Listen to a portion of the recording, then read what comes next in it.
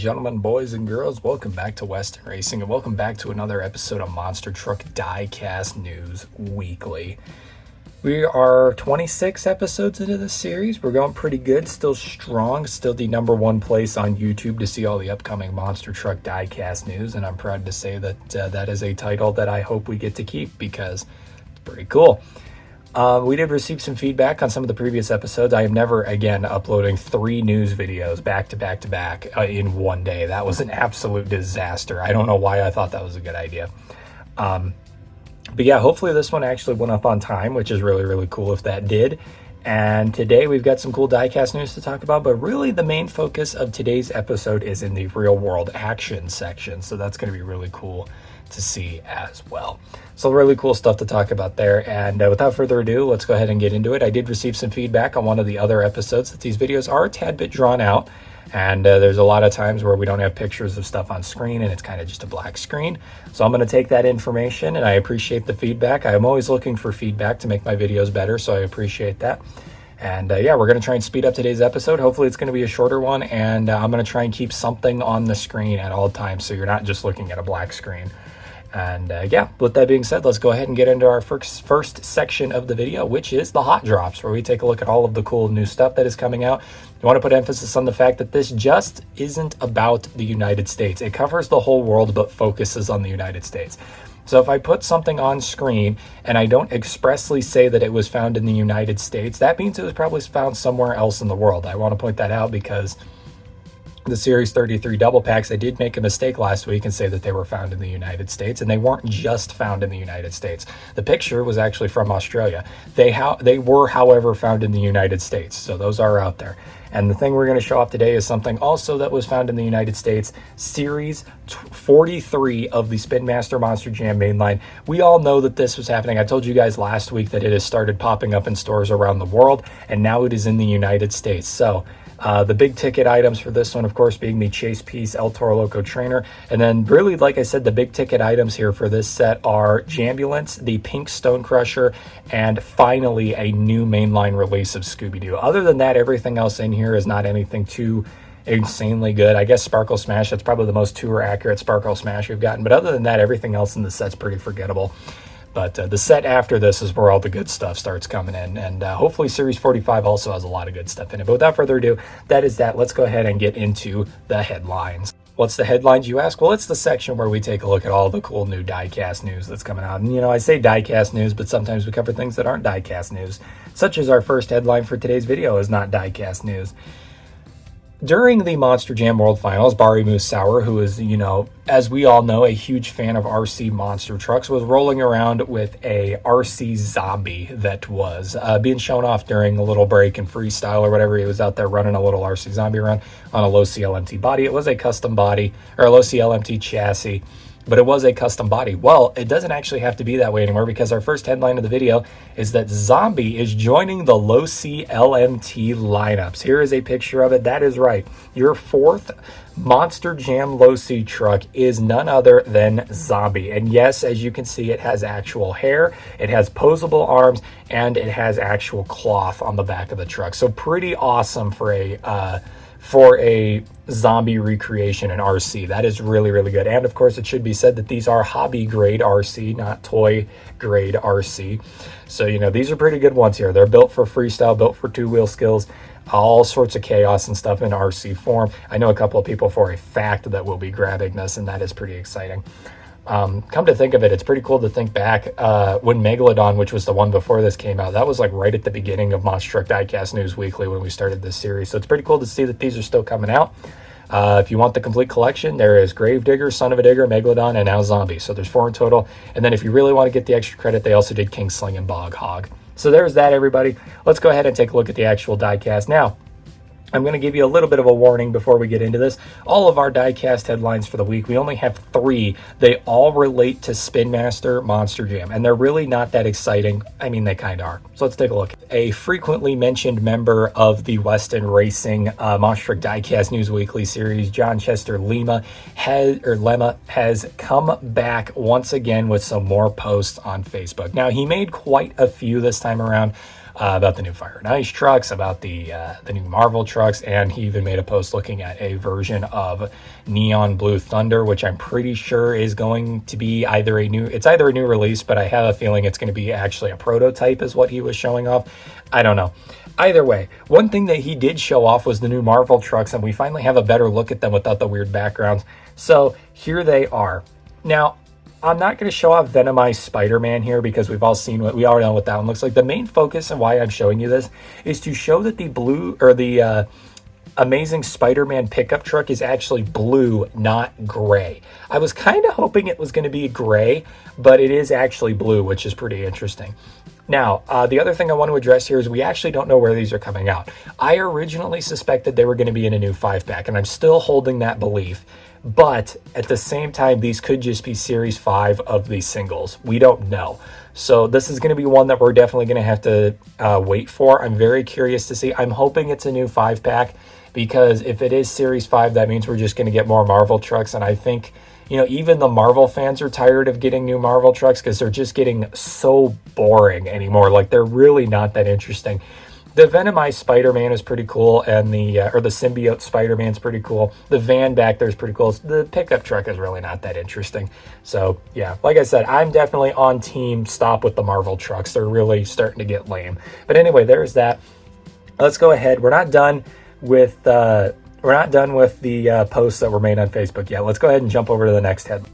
A while back, we looked at a picture, again posted by Jean-Chester Lima, over on Facebook, which was pictures of mysterious new Fire and Ice double packs that almost everybody said was an AI-generated image. And while I too was a bit skeptical because the image looked a bit weird, they are in fact not AI. As I told you guys a while back, the listing for these on the Walmart website popped up a while ago confirming that they are real. And not only that, we now actually have the official images and pictures of the brand new Fire and Ice trucks, the 2025 Fire and Ice trucks. There are 4 in total, and by the looks of things, because on the back of the package, it does not say Series 1.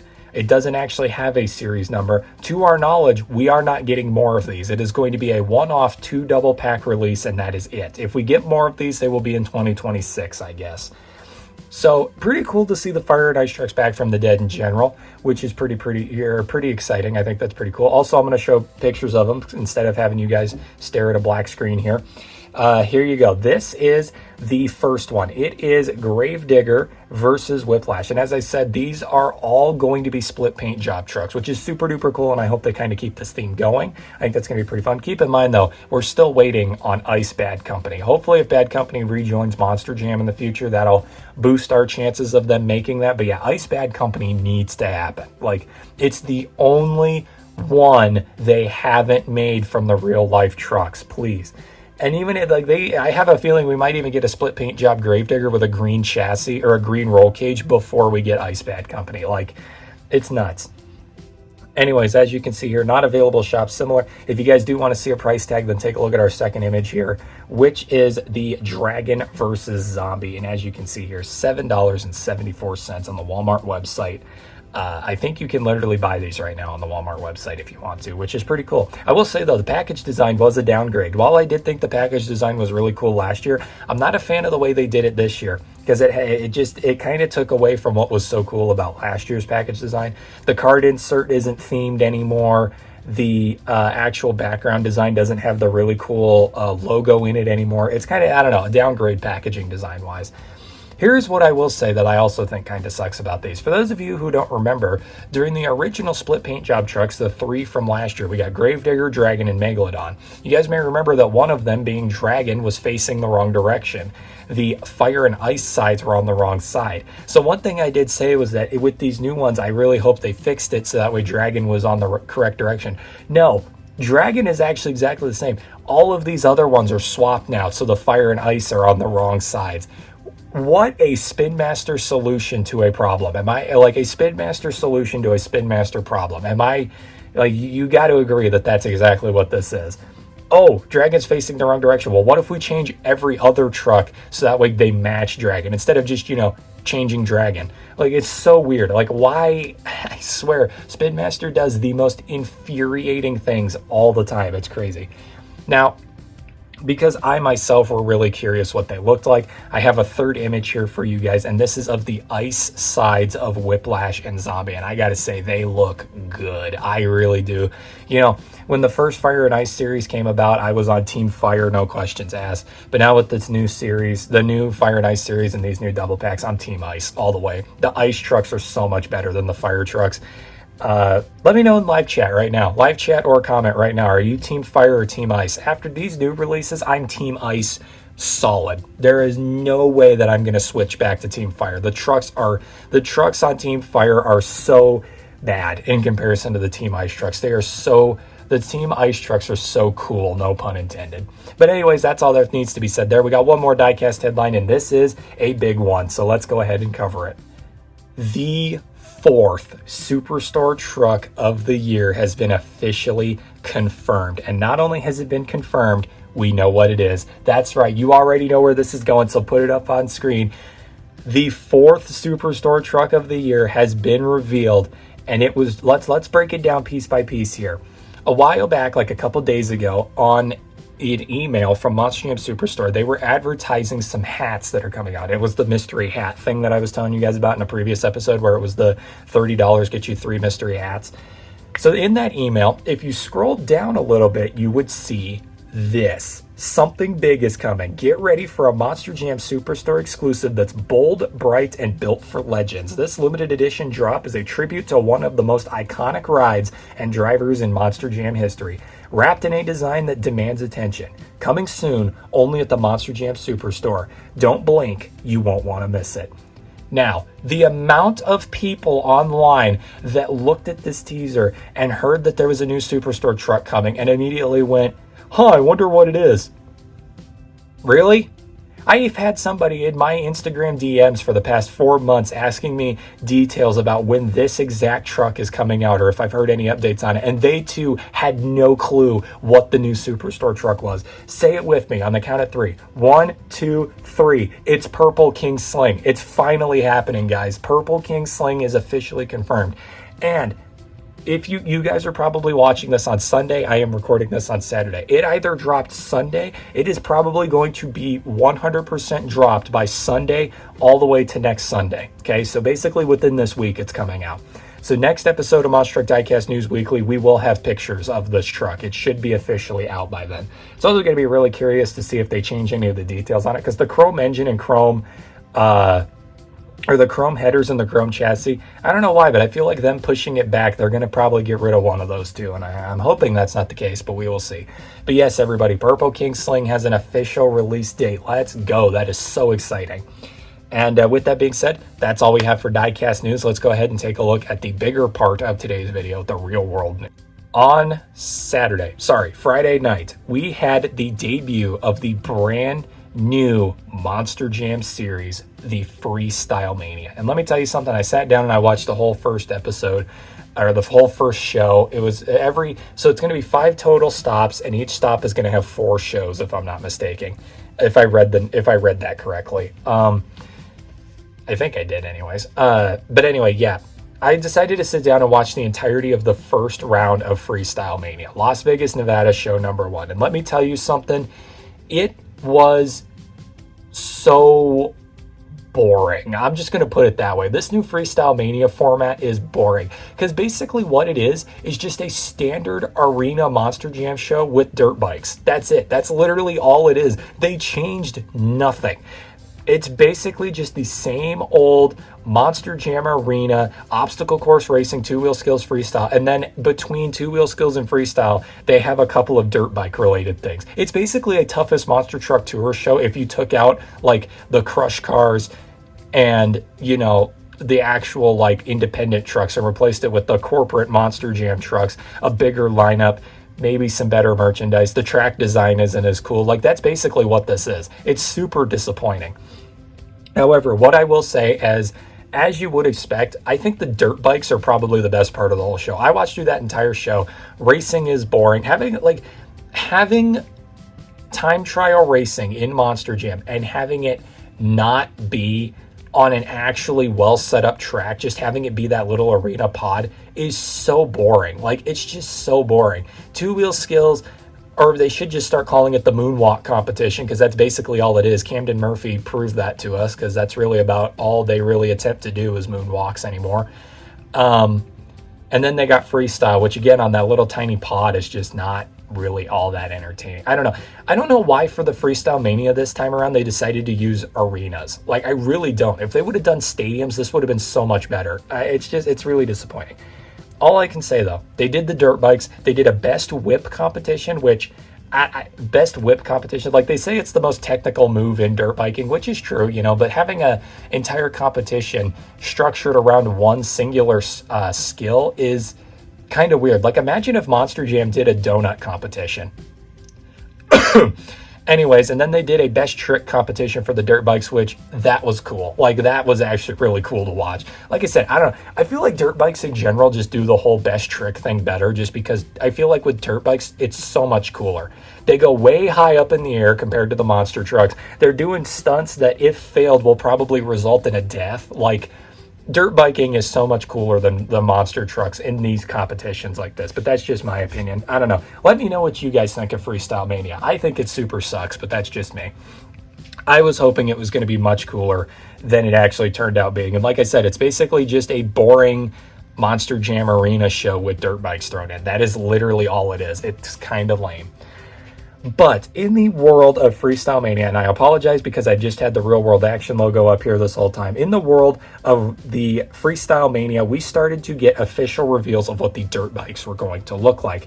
And to our surprise, they looked hideous, or so we thought. So let's break this down and I'll explain to you what was talked about here. The first one revealed was Gravedigger, and we're going to go in order by...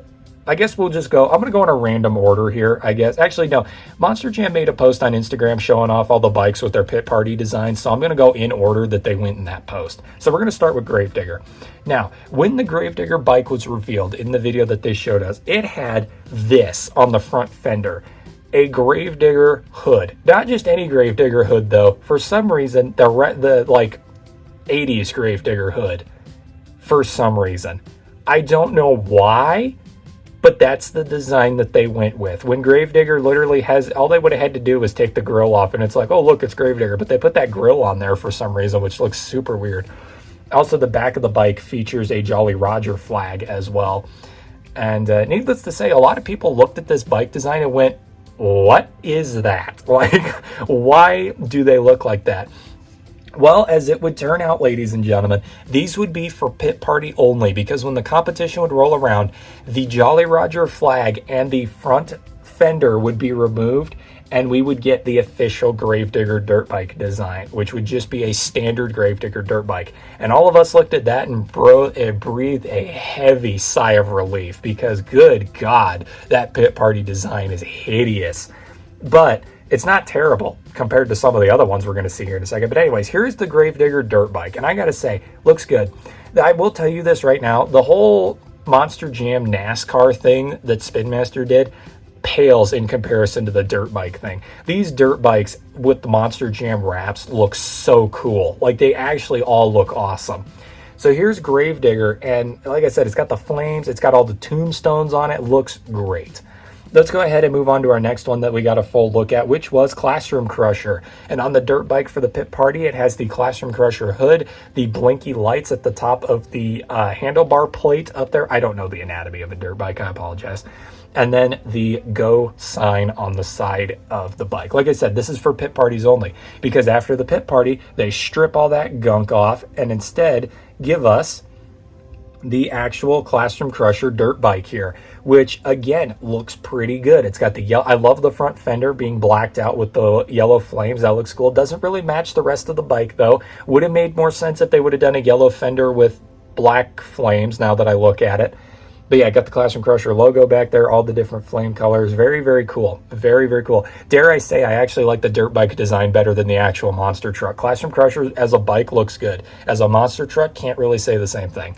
But yeah, that is really, really neat. Super duper cool on that one. The next one that we had revealed to us was, in my opinion, I'd say the worst. I'd say this is hands down the worst one that they showed off, which was Sparkle Smash.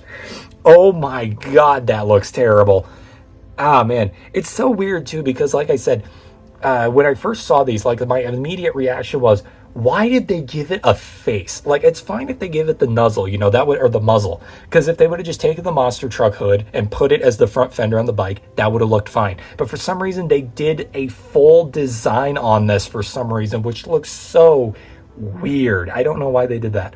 Also, there's a detail here that I'm going to point out once we get to El Toro Loco, and I'll explain to you what that is when we get there. On the back end of Sparkle Smash, you also have the little tail piece as well. And then during the actual competition, they go ahead and remove all that to reveal the amazing looking Sparkle Smash dirt bike. I am 100% serious here when I say that the Sparkle Smash dirt bike is probably one of my favorites. The color on this looks incredible. The logo placement is great. The one and only issue I have with this bike is the fact that the front fender has eyes, because Sparkle Smash itself does not have eyes on the truck, so that does not make a whole lot of sense to me. But yeah, the Sparkle Smash bike is probably one of my favorites. The pit party design is horrendous, but this is great. I love the actual design of this. We then move on to another one that looks absolutely hideous, which is ThunderROARus. ThunderROARus doesn't have a bottom jaw on the monster truck. This is the same complaint that I had about the Spin Master Monster Jam Megalodon stunt truck, or the training truck. Megalodon and ThunderROARus don't have a bottom jaw. Why'd they give him a bottom jaw? That doesn't make any sense.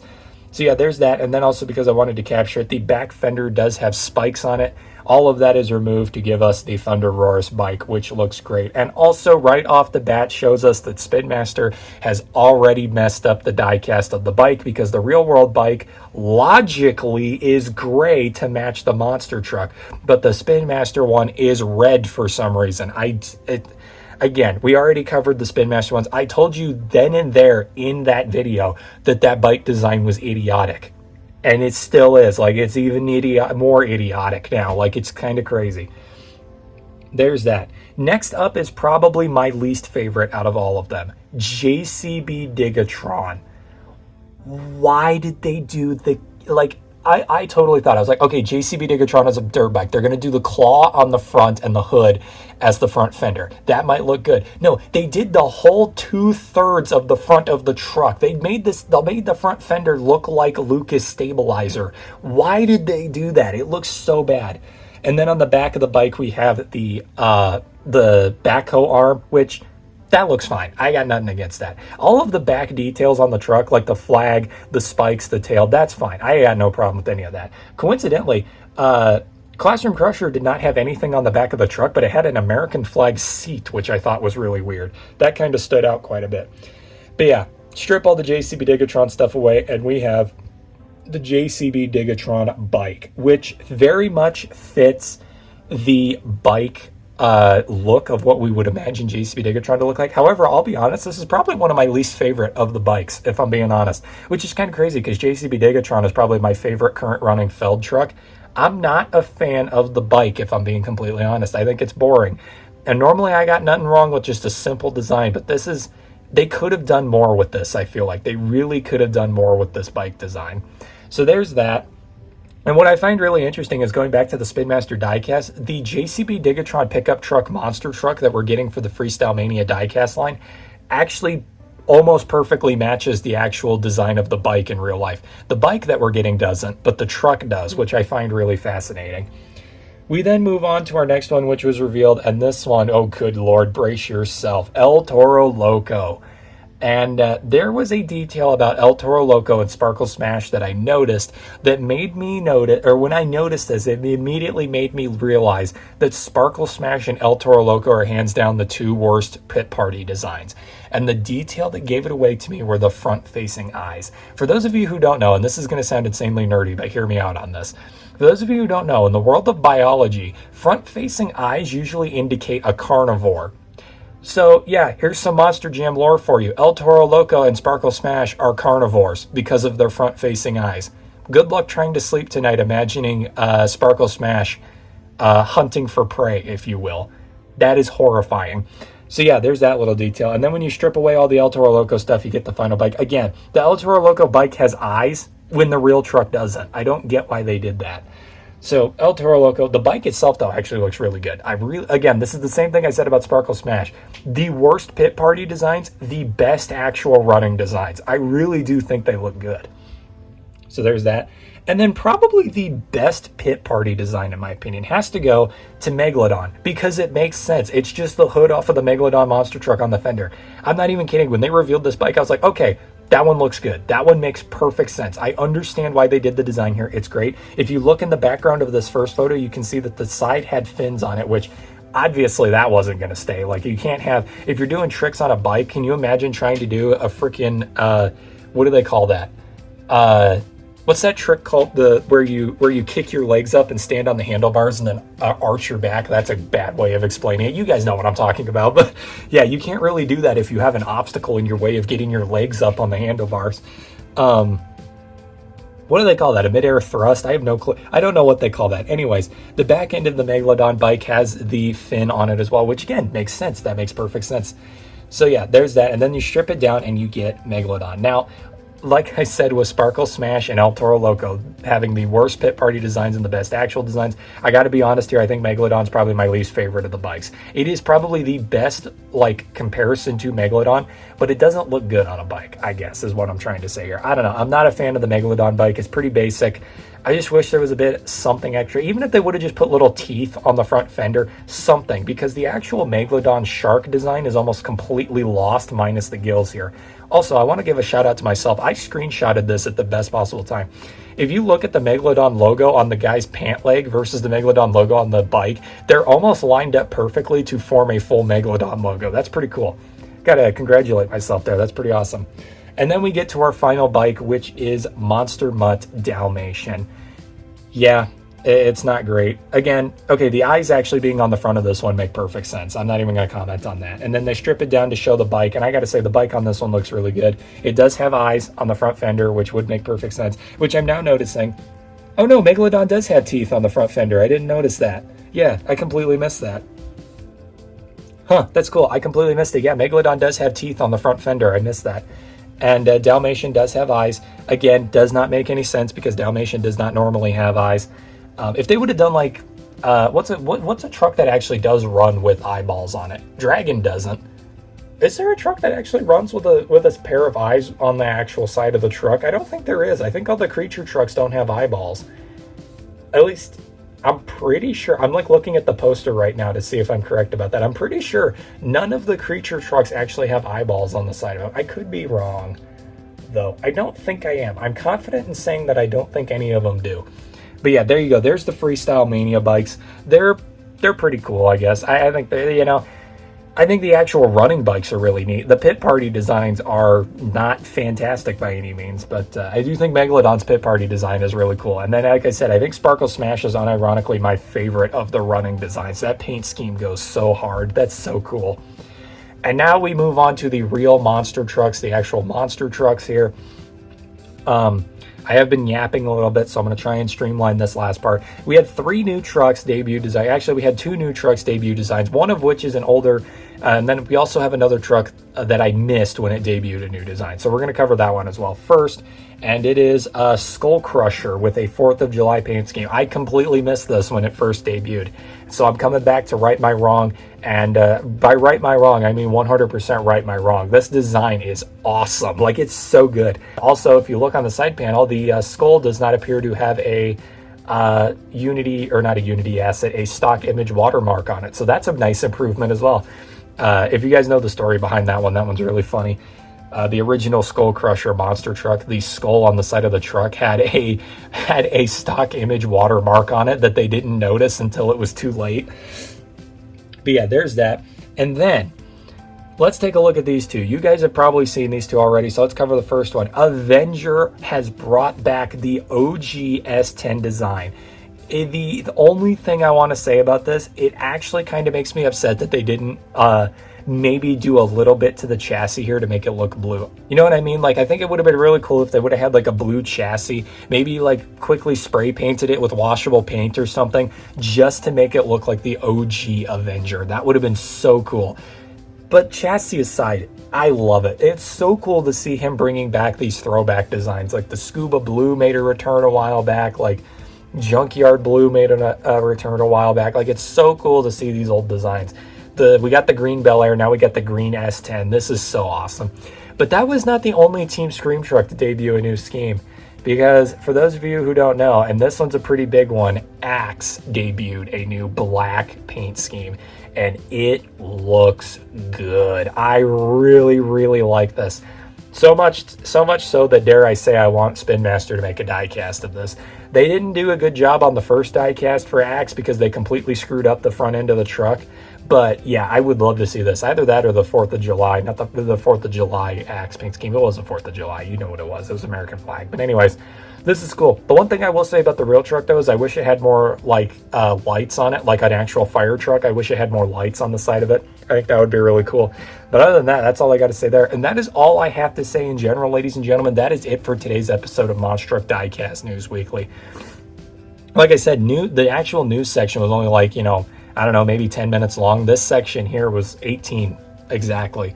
So, yeah, pretty cool stuff. Hope you all enjoyed, and I will see you all in the next Diecast News video. Let me know what you guys think of Freestyle Mania. I'm very curious to hear your guys' opinions on that because, like I said, I don't have great opinions on it, and I'm curious to see what you guys think. Yeah, that's all I got. Thank you all for watching. I'll see you on the next one. Good day and good news.